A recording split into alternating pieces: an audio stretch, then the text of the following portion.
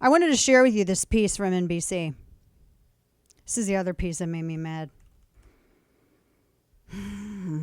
Now, this is a story. It's actually about conservative talk radio. And they're blaming, in this piece, NBC is blaming talk radio, what I do, for people not getting vaccinated. And this story ran just a few days ago. The headline, talk radio's COVID death trend, a metastasization of conservative media culture. But there is one final element driving talk radio stats about vaccinations and masks, the bottom line. Jeez. So they're talking about radio hosts. And then they talk about yours truly. They say that there's one final element driving talk radio stats about vaccinations and masks, the bottom line. It's a business. And then they mention, they talk about the main goal for hosts and talking about unvaccinated national stars like Dana Lash, who refused to tell her audiences to get vaccinated. What? Kane, how long have you we've been working together? It's more than 10 years now. When have I ever told, according to this NBC News piece, which I'm kind of weighing back and forth, I'll ask the sidebar on this. First off, let me ask my question. I'm going to distract myself. When have I told anyone in the audience to not get vaccinated? That would be never. But never. NBC says that I am telling people, I refuse to tell people to get vaccinated. I'm not telling you anything. You've never said that. As a matter of fact, you've actually said quite opposite. You said, make the choice for yourself.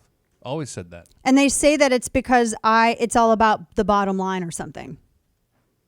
They have, you know what? I think they're just salty because whenever there's a left radio show, they fail.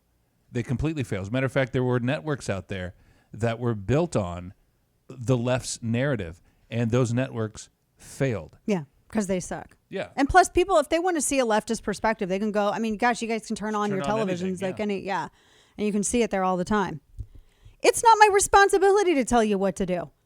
In fact, I can do I'll tell you what I want, when I feel like it. These people are not the boss of me. I'm not going to sit here and tell you what you should inject yourself with, for the love.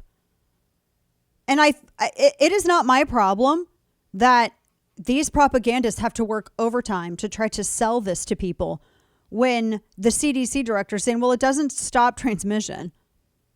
And you can actually still infect people even if you've received the injection. It is not my fault to make up for their lack of consistency or credibility. That's not my responsibility. I mean, if you want to, I'll fight you to the death on that. That's not my responsibility. They're like, well, Dana would, this is all about the bottom line. It's not about the bottom line. I mean, it's... That's not, as crazy as it sounds, that's not how I make my decisions. Right. Not at all. You go, whether it's factual or true, that's literally what you go by. It's not our fault that when you're factual or true, that's more of an attractive radio show than what the left's able to put out. Mm-hmm. It's not your fault. Yeah. They sought their opposition to vaccines, talking about me. I've never been, I love vaccines. Get mad at me. I don't care if people, because I know there's some people like, Dana, you shouldn't say stuff like, I'll say whatever the hell I want. I love them. I have every right to question something brand new on the market where there's no long-term study. And if you have a problem with that, sit and spin. I don't know what else to tell you. You all right, Kane? I'm okay. I mean, people should not be listening to me thinking that you're going to get like Big Bird. Right. I am not Dora the Explorer. I'm not going to sit here and be like, let's go do a wholesome adventure. Hi. It aggravates me. This whole thing, the way that they defame and try to smear people who simply have every legitimate reason to wait and make an informed decision. Whatever happened to the right of an informed decision? Whatever happened to that? Whatever happened to be informed consent even?